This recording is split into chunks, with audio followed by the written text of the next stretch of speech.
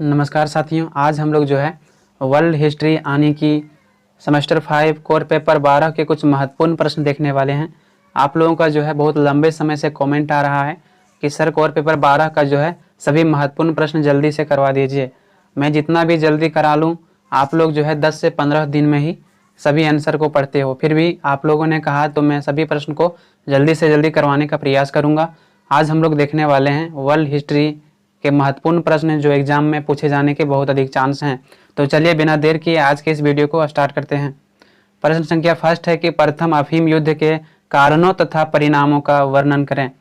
आपको इसमें पूछा गया है कि जो प्रथम अफीम युद्ध था उसके क्या कारण थे और उसके क्या परिणाम हुए। तो चलिए बिल्कुल आसान से आसान शब्दों में हम लोग आज के इस आंसर को देखते हैं।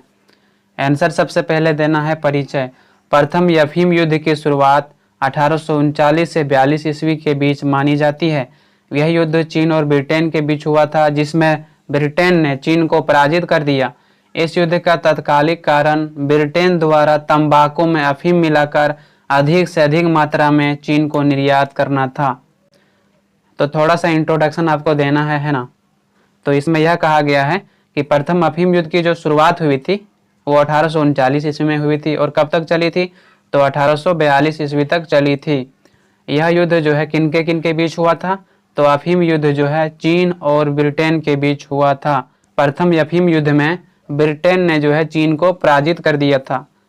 अगर हम बात करें जो है प्रथम अफीम युद्ध का कारण क्या था तो इसका तत्कालिक कारण जो था वो यह था कि ब्रिटेन द्वारा चीन में जो है अधिक से अधिक मात्रा में अफीम का निर्यात करना। ब्रिटेन क्या करता था, इनके पास व्यापार करने के लिए कोई संसाधन नहीं था, कोई वस्तु नहीं था। ऐसे में इनका जो सोना चांदी था किसी भी वस्तु को खरीदने के लिए चीन को देना पड़ता था। जब बहुत अधिक मात्रा में सोना चांदी चीन के पास चला जा रहा था तो ऐसे स्थिति में जो है ब्रिटेन ने दिमाग लगाया कि अफीम का जो है अगर हम चीन में निर्यात करेंगे तो धीरे धीरे इसका जो है इकोनॉमी यानी कि आर्थिक व्यवस्था बेहतर होगा, जिसके बाद आसानी से वहां से कोई भी वस्तु खरीद पाएगा। इसी कारण से जो है ब्रिटेन ने चीन में अधिक से अधिक मात्रा में तंबाकू अफीम में मिलाकर और वहां से जो है उन्होंने निर्यात करना प्रारंभ कर दिया। और सबसे बड़ा कारण इस युद्ध का यही माना जाता है कि तंबाकू में अफीम को मिलाकर व्यापार ब्रिटेन द्वारा किया जाता था, जिसके कारण वहां के लोगों का सेहत खराब हुआ। जब सेहत खराब हुआ तो सरकार ने मना किया, लेकिन ब्रिटेन ने उन सरकार के नियमों का पालन नहीं किया, जिसके बाद ब्रिटेन और चीन के बीच युद्ध होता है। तो यहाँ पर जो है थोड़ा सा हमने आपको बता दिया, उसके बाद हम लोग पॉइंट बाय पॉइंट इसको देखते हैं। सबसे पहले जो है आपको पॉइंट बनाना है प्रथम अफीम युद्ध के कारण। प्रथम अफीम युद्ध का क्या कारण था तो प्रथम अफीम युद्ध के एक से अधिक कारण था, जो इस प्रकार से है। पहला जो है वो है ब्रिटेन द्वारा अफीम का निर्यात करना।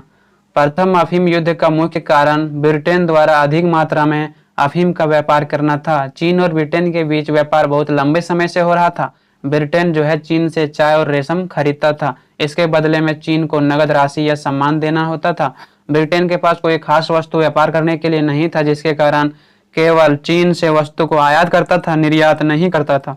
इसमें यह कहा गया है कि जो प्रथम अफीम युद्ध था उसका मुख्य कारण था ब्रिटेन द्वारा अधिक से अधिक मात्रा में अफीम का व्यापार चीन में करना। चीन और ब्रिटेन की बात करें तो चीन और ब्रिटेन के बीच बहुत लंबे समय से व्यापार हो रहा था। ऐसे में चीन से जो है ब्रिटेन चाय खरीदता था, कपास खरीदता था, रेशम का। तो इस प्रकार से बहुत लंबे समय से इन दोनों के बीच व्यापार चल रहा था। लेकिन सबसे बड़ी दिक्कत इसमें यह आ रही थी कि चीन के पास व्यापार करने के लिए बहुत सारे वस्तुएं थी, लेकिन वही ब्रिटेन की बात करें तो उनके पास व्यापार करने के लिए कोई भी खास वस्तु नहीं था, जिसके कारण जब चीन से चाय कपास खरीदता था ब्रिटेन, तो ब्रिटेन को जो है उस वस्तु के बदले सोना या चांदी को देना पड़ता था, तभी उस वस्तु को खरीद सकता था, चाय और रेशम को, है ना। तो इस प्रकार से जो है ब्रिटेन केवल चीन से आयात करता था, सामान को खरीदता था, कोई भी चीज निर्यात नहीं करता था, जिसके कारण ही ब्रिटेन को काफी घाटा हो रहा था। घाटा लगने के कारण 1775 ईस्वी में ब्रिटिश ईस्ट इंडिया कंपनी द्वारा कैंटन में एक कोठी की स्थापना किया गया। यहाँ से अंग्रेजों ने चीन से चाय, रेशम और अन्य वस्तुओं को खरीदने लगा। चीन यहाँ से कुछ भी नहीं खरीदता था, जिसके कारण ब्रिटेन को सोना और चांदी को देकर इन सभी वस्तुओं को खरीदता था, जिससे चीन को अधिक मात्रा में सोना चांदी चला जा रहा था। जैसे कि हमने आपको बताया कि जो है ब्रिटेन ने कैंटन में एक कोठी की स्थापना किया ताकि वहां पर जो है चीन से चाय और रेशम खरीद के रख सके और फिर वहां से जो है व्यापार किया जा सके। इस समय यह हुआ कि अंग्रेजों ने चीन से चाय और रेशम तथा अन्य सभी वस्तुओं को खरीदता था, लेकिन ब्रिटेन के पास व्यापार करने के लिए कोई भी वस्तु नहीं था, जिसके कारण इन्हें सोना चांदी चीन को देना पड़ता था। यही कारण था कि ब्रिटेन का अधिक से अधिक मात्रा में सोना चांदी चीन के पास चला जा रहा था। इस समय ईस्ट इंडिया कंपनी ने भारत से अधिक मात्रा में अफीम की खेती कर रहा था, जिसके कारण ही अंग्रेजों ने तंबाकू में अफीम को मिलाकर चीन में बांटना शुरू कर दिया। इस समय क्या हुआ कि भारत में जो है ईस्ट इंडिया कंपनी की स्थापना हो चुकी थी और ईस्ट इंडिया कंपनी जो है भारत में अफीम की खेती बहुत अधिक मात्रा में कर रहा था, है ना, जिसके कारण अंग्रेजों ने यह दिमाग लगाया कि तंबाकू में अगर हम अफीम को मिलाकर चीन वासियों को देते हैं तो धीरे धीरे चीन वासियों का लत लग जाएगा, जिसके बाद इनका अफीम बहुत अधिक मात्रा में चीन में व्यापार होने लगेगा, बहुत अधिक मात्रा में उनकी मांग होने लगेगी और आगे चलकर यही हुआ भी। धीरे धीरे चीन के नागरिकों को अफीम सेवन करने का आदत लग गया, जिससे चीन में अफीम की मांग बढ़ने लगा। अफीम के व्यापार से अंग्रेजों को काफी मुनाफा होने लगा। सभी युवा को अफीम की लत लग गई थी, जिसके कारण वहां के लोगों के स्वास्थ्य में काफी प्रभाव पड़ा। जब जो है ब्रिटेन द्वारा तंबाकू में मिलाकर अफीम बेचने लगा, यानी कि निर्यात करने लगा चीन को, तो ऐसे में वहाँ के जितने भी अफीम सेवन करने वाले व्यक्ति थे उनको लत लग गया। जब उनको लत लग गया तो अफीम का जो है व्यापार काफ़ी तेज़ी से बढ़ा और अफीम का जो है मांग चीन में बहुत तेज़ी से होने लगा, क्योंकि जब किसी भी चीज़ का लत हो जाता है तो उसके बिना व्यक्ति नहीं रह पाता है। लत को छोड़ना बहुत मुश्किल होता है, चाहे किसी भी चीज़ का नशा हो, अगर एक बार लग गया तो उसको छोड़ना काफ़ी मुश्किल होता है और जो उस लत से नहीं निकलता है उसका जीवन बर्बाद हो सकता है, उनका जीवन अंत हो सकता है। तो इस प्रकार से जो लत होता है, किसी भी चीज़ की नशा होती है, वह बहुत ही खराब होता है। तो इसी प्रकार से यहाँ जो चीनवासी थे उनको अफीम की लत लग गई थी। जब अफीम की लत लग गई थी तो ऐसे स्थिति में वहाँ के लोगों को जो है स्वास्थ्य पर प्रभाव पड़ा, वहाँ के लोगों का स्वास्थ्य दिन प्रतिदिन बिगड़ने लगा। तो ऐसे में जो है आगे जब चीन सरकार को पता चलेगा तो अफीम को लेकर कुछ कार्रवाई करेगा। चीन की आर्थिक स्थिति बिगड़ने लगी। चीन के सरकार ने अफीम व्यापार को रोकने के लिए कठोर कार्रवाई किया और अफीम के व्यापार पर प्रतिबंध लगा दिया गया। फिर भी अंग्रेजों द्वारा किसी तरह से अफीम का व्यापार चीन से नहीं रोका, बल्कि अवैध रूप से अफीम का व्यापार जारी रखा। यही कारण था अफीम का युद्ध चीन और ब्रिटेन के बीच लड़ा गया, जिसमें ब्रिटेन ने चीन को पराजित कर दिया। चीन की आर्थिक स्थिति बिगड़ने लगी थी। जब अफीम बहुत अधिक मात्रा में चीन में ब्रिटेन द्वारा निर्यात किया जाने लगा तो ऐसे स्थिति में जो है वहाँ की आर्थिक स्थिति इसलिए बिगड़ रही थी क्योंकि चीन वासियों ने जब अफीम का अधिक से अधिक सेवन करने लगा तो वहाँ की जो है सेहत, यानी कि वहाँ की जो स्वास्थ्य है उनकी स्थिति बिगड़ने लगी। जब स्वास्थ्य की स्थिति बिगड़ने लगी तो सरकार द्वारा जो है उनको इलाज करवाने में बहुत अधिक धन खर्च होने लगे। चीन की आर्थिक स्थिति बिगड़ने लगी और यही कारण है कि चीन सरकार ने अफीम के व्यापार को प्रतिबंध करने का प्रयास किया और इन्होंने इसके लिए कठोर कार्रवाई किया। इन्होंने जो है सबसे पहले जो अफीम का व्यापार था उन पर प्रतिबंध लगा दिया गया कि आप जो है अब अफीम का व्यापार चीन में नहीं कर सकते हो। फिर भी अंग्रेज कहाँ मानने वाला था, अंग्रेज को बहुत अधिक मुनाफा हो रहा था। अब इनको जो है सोना चांदी नहीं देना पड़ता था चीन को किसी भी वस्तु खरीदने के लिए।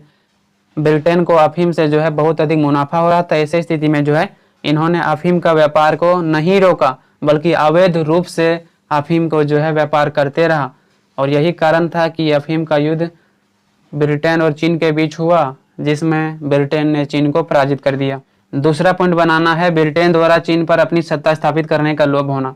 दूसरा कारण यह माना जाता है कि ब्रिटेन ने जो है चीन पर अपनी सत्ता स्थापित करने का प्रयास कर रहा था। जिस प्रकार से भारत पर अपनी सत्ता स्थापित कर लिया था, भारतवासियों को गुलाम बना लिया था, उसी प्रकार से जो है चीन वासियों को गुलाम बनाना चाहता था। ब्रिटेन ने एशिया में विशाल भूभाग पर अपनी साम्राज्य की स्थापना कर चुका था। 19वीं सदी तक ब्रिटिश साम्राज्य एशिया के अधिकतर भागों में अधिकार प्राप्त कर लिया था। ब्रिटेन ने जो है एशिया के विशाल भूभाग पर अपनी साम्राज्य स्थापित कर लिया था, जैसे कि भारत हो गया, वर्तमान समय का जो पाकिस्तान है, अफगानिस्तान है, नेपाल है, भूटान है, श्रीलंका है। तो इन सभी क्षेत्रों पर जो है अंग्रेजों ने अपना नियंत्रण स्थापित कर लिया था, अंग्रेजों ने अपनी सत्ता स्थापित कर लिया था। इसके बाद ब्रिटेन चीन पर अपना अधिकार प्राप्त करना चाहता था। इससे ब्रिटेन के कई क्षेत्रों में लाभ हो सकता था। इंग्लैंड में औद्योगिक क्रांति बहुत ही तेजी से बढ़ते जा रहा था, क्योंकि अंग्रेजों ने चीन के पड़ोसी देशों भारत पर जो है अपना अधिकार प्राप्त कर लिया था और भारत से अधिक मात्रा में कृषि हो रही थी। इसमें यह कहा गया है कि ब्रिटेन चीन पर अपना अधिकार प्राप्त करना चाह रहा था। अपना अधिकार इसलिए प्राप्त करना चाह रहा था क्योंकि ब्रिटेन को कई क्षेत्रों में लाभ हो रहा था, जैसे कि औद्योगिक क्रांति वहां आ गई थी। औद्योगिक क्रांति आने का सबसे बड़ा कारण यह माना जाता है कि ब्रिटेन का भारत पर सत्ता स्थापित था, जिसके कारण यहाँ पर बहुत अधिक कृषि होती थी, यहाँ पर बहुत अधिक कपास की खेती होती थी, यानी कि भारत से सभी क्षेत्रों में जो है ब्रिटेन को लाभ मिल रहा था। ऐसे स्थिति में इनका व्यापार खोजना था कि कहाँ पर जो है व्यापार किया जाए। तो व्यापार के लिए ब्रिटेन के पास एक विकल्प चीन दिखा, जिसके कारण वहां पर अपनी सत्ता को स्थापित करना चाहा। जब अपनी सत्ता को स्थापित कर लेगा तभी वहां पर जो है बढ़ चढ़कर व्यापार कर पाएगा। यही कारण है कि इन्होंने चीन की ओर ध्यान दिया। ऐसे में अंग्रेजों के लिए बाजार तथा मंडियां खोजना आवश्यक हो गया। ब्रिटिश कंपनी के सामने चीन एक विकल्प के रूप में मिला, जहां पर ब्रिटेन अपनी सत्ता स्थापित करने का प्रयास किया। यही कारण है कि ब्रिटेन और चीन के बीच अफीम युद्ध हुआ। यानी कि जब भारत से बहुत अधिक मात्रा में कृषि मिलने लगा, बहुत अधिक मात्रा में लोहे मिलने लगा, बहुत अधिक मात्रा में कोयले मिलने लगा, तो जब सभी क्षेत्रों में जो है लाभ मिलने लगा ब्रिटिश को, तो ऐसे स्थिति में जो है अंग्रेजों को बाजार और मंडियां खोजना बहुत आवश्यक हो गया था, क्योंकि भारत में इतना अधिक कृषि हो रहा था जिनका कहीं ना कहीं तो निर्यात करना आवश्यक था। इसीलिए जो है अंग्रेजों के पास चीन एक विकल्प के रूप में दिखाई दिया कि अगर वह चीन पर अपनी सत्ता स्थापित करेगा तो भारत से अधिक मात्रा में वहां पर व्यापार किया जा सकता है। यही कारण है कि वहां पर जो है उन्होंने व्यापार करने के लिए अपनी सत्ता को स्थापित किया। तीसरा जो पॉइंट बनाना है वो है ब्रिटेन द्वारा चीन पर समानता के अधिकार प्राप्त करने की इच्छा। ब्रिटेन का क्या इच्छा था कि चीन में उनको भी समानता मिले, क्योंकि चीन में जो है उनको समानता नहीं मिल रहा था। कैसे? चीन लोग यूरोपीय के लोगों को घृणा के नज़रों से देखते थे, क्योंकि ब्रिटेन अफीम का व्यापार चीन में अत्यधिक मात्रा में कर रहा था, जिससे चीन के लोगों का काफ़ी प्रभाव पड़ा।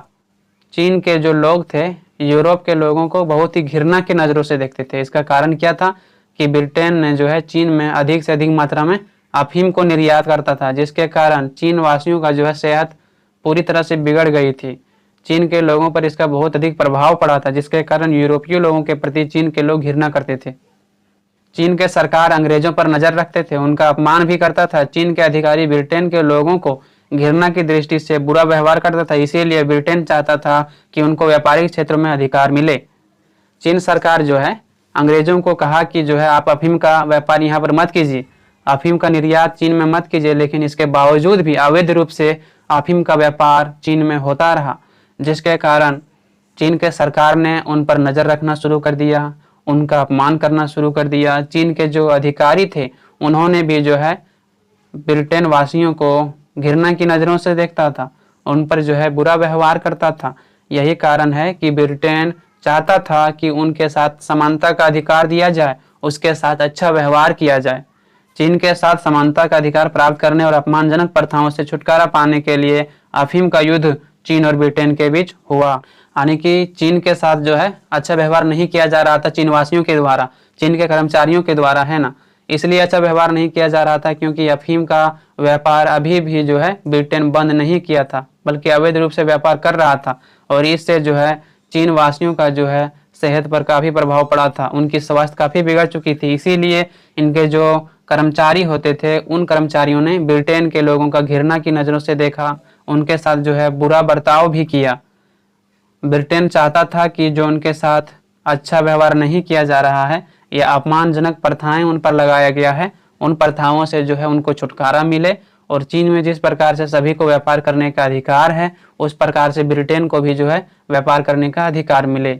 और यही कारण से अफीम का युद्ध होता है चीन और ब्रिटेन के बीच। इस युद्ध में ब्रिटेन ने चीन को पराजित कर दिया। इसके बाद ब्रिटेन के अधिकतर मांगों को चीन को मानना पड़ा।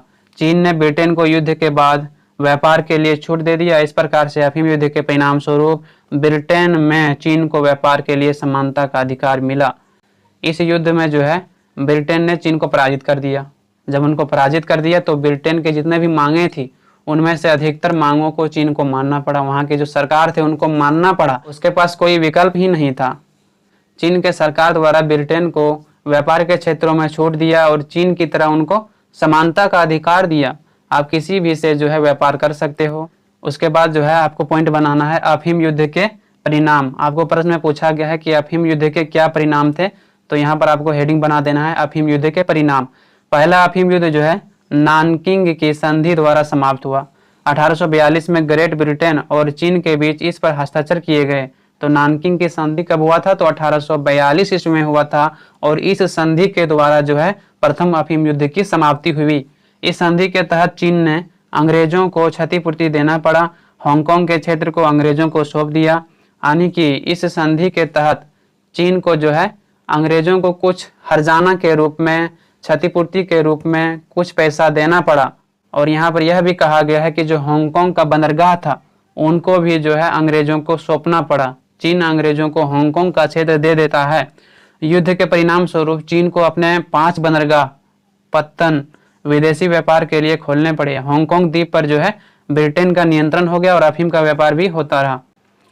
तो यहाँ पर यही कहा गया है कि युद्ध के परिणाम स्वरूप चीन को 5 बंदरगाह खोलने पड़े व्यापार के लिए। विदेशी व्यापार अब आसानी से किया जाने लगा चीन में, और हांगकांग का जो द्वीप था उन पर जो है पूरी तरह से ब्रिटेन का नियंत्रण स्थापित हो गया। अब जो है ब्रिटेन आसानी से अफीम का व्यापार कर सकता था, और इस प्रकार से थोड़ा बहुत व्यापार अफीम का होता रहा चीन में। अब जानते हैं जो है नानकिंग की संधि क्या थी। नानकिंग की संधि वह शांति संधि थी जिसने 29 अगस्त 1842 को ब्रिटेन और चीन के किंग राजवंश के बीच प्रथम अफीम युद्ध को समाप्त कर दिया था। नानकिंग की संधि क्या था? तो वह शांति संधि था जिन्होंने 1842 में प्रथम अफीम युद्ध को समाप्त कर दिया। इस संधि के द्वारा जो है ब्रिटेन और चीन के किंग राजवंश के बीच कुछ समझौते हुआ, और इस समझौते के तहत प्रथम अफीम युद्ध को समाप्त कर दिया गया। इस प्रकार से 29 अगस्त 1842 ईस्वी में ब्रिटेन और चीन के बीच एक संधि पर हस्ताक्षर हुआ, जिस संधि को नानकिंग की संधि के नाम से जाना जाता है। यानी कि 29 अगस्त 1842 ईस्वी में ब्रिटेन और चीन के बीच एक संधि पर हस्ताक्षर हुआ, जिसे नानकिंग की संधि के नाम से जाना जाता है। जिस संधि को नानकिंग की संधि के नाम से जाना जाता है, जिसमें कुछ शर्तों को रखा गया था जो इस प्रकार से है। तो नानकिंग की संधि पर हस्ताक्षर होने से पहले कुछ शर्त रखे गए थे, और इस शर्तों के मुताबिक जो है ब्रिटेन और चीन के बीच समझौता हुआ था। तो शर्त क्या था? तो पहला शर्त था 5 बंदरगाहों पर अंग्रेजों के व्यापारियों के निवास एवं व्यापार के लिए अधिकार दे दिया गया। चीन द्वारा जो है इस संधि के तहत 5 बंदरगाहों पर अंग्रेजों के व्यापारियों के निवास एवं व्यापार करने के लिए अधिकार दिया गया कि अब कोई भी अंग्रेज व्यापारी यहाँ पर आ सकता है और व्यापार कर सकता है। तो इस प्रकार से जो है चीन द्वारा 5 बंदरगाहों को व्यापार के लिए खोल दिया गया ताकि विदेशी यानी यूरोपीय लोग व्यापार कर सके। दूसरा है हांगकांग का द्वीप हमेशा के लिए ब्रिटेन को दे दिया गया। हांगकांग का जो द्वीप था वो हमेशा के लिए किसको दे दिया गया? तो ब्रिटेन को दे दिया गया। तीसरा है चीन को आयात और निर्यात पर ब्रिटेन ने 5% की दर से तट कर देने के लिए स्वीकार करा लिया, और यह व्यवस्था की गई कि वापसी समझौते के बाद ही टैक्स को बढ़ाया जाएगा। चीन में जो आयात और निर्यात यूरोपीय लोग करते थे या विदेशी लोग करते थे, उसमें से ब्रिटेन ने यह कहा कि हम 5% आपको टैक्स देंगे, तटकर टैक्स, यानी कि बंदरगाह पर जो आता था व्यापार करने के लिए, तो तटकर टैक्स जो है 5% की दर से देने के लिए चीन को स्वीकार करा लिया। किसने? ब्रिटेन ने। और यह व्यवस्था किया गया कि जब तक हम लोगों के बीच कोई वापसी समझौता नहीं होगा तब तक जो है तटकर यानी तट का टैक्स नहीं बढ़ाया जाएगा। वापसी समझौते के बाद ही किसी भी प्रकार का टैक्स बढ़ाया जाएगा। चौथा पॉइंट है कि को होंग, यहाँ पर कोई नहीं होगा, यहाँ पर को होगा, तो इस प्रकार से हो जाएगा को होंग को भंग कर दिया गया तथा ब्रिटिश व्यापारियों को अपनी इच्छा अनुसार किसी भी व्यक्ति से व्यापार के लिए लेन देन करने का अधिकार दे दिया गया। को होंग जो था उनको भंग कर दिया गया पूरी तरह से, और ब्रिटिश व्यापारियों को अपनी इच्छा अनुसार किसी भी व्यक्ति से डायरेक्ट व्यापार करने के लिए अधिकार दे दिया गया कि आप जैसे चाहो व्यापार कर सकते हो, आप पर कोई भी प्रतिबंध नहीं है। पांचवा है $60 लाख की कीमत नष्ट अफीम का था, जिसमें से $30 लाख चीन देने के लिए तैयार हो गया। अफीम को जो नष्ट किया था चीन सरकार ने, तो उसकी कीमत जो थी वो थी $60 लाख। समझ सकते हो कितनी बड़ी रकम थी। तो इतना अधिक मात्रा में जो है नष्ट किया था अफीम का चीन सरकार ने। तो इस नष्ट अफीम का कीमत 60 लाख था, जिसमें से हर्जाना के रूप में चीन ने $30 लाख देने की बात कही। छठा जो है वो $1,20 लाख युद्ध में ब्रिटेन के क्षतिपूर्ति के लिए चीन देने के लिए तैयार हो गया। दूसरी बात इसमें यह कहा गया है कि ब्रिटेन की ओर से जो है क्षतिपूर्ति के लिए $1,20 लाख मांगा गया। तो इस प्रकार से यहाँ पर समाप्त होता है। आई होप आप सभी को समझ में आया होगा। आपको इस वीडियो से अगर थोड़ी सी भी सहायता मिली हो तो कृपया करके लाइक और सब्सक्राइब करना ना भूलें। मेरा अब यही कोशिश रहेगा कि जितना भी जल्द हो सके आप लोगों का जो है सारा प्रश्न मैं करा दूं, और प्रत्येक दिन कम से कम मैं आपको 2 वीडियो देने का प्रयास करूंगा, एक सुबह एक शाम। तो आप अपने सभी दोस्तों को शेयर करें ताकि अधिक से अधिक लोगों का इसका लाभ मिल सके। तो आज के लिए इतना ही। आप लोगों से बहुत जल्द मिलते हैं नेक्स्ट वीडियो में। धन्यवाद।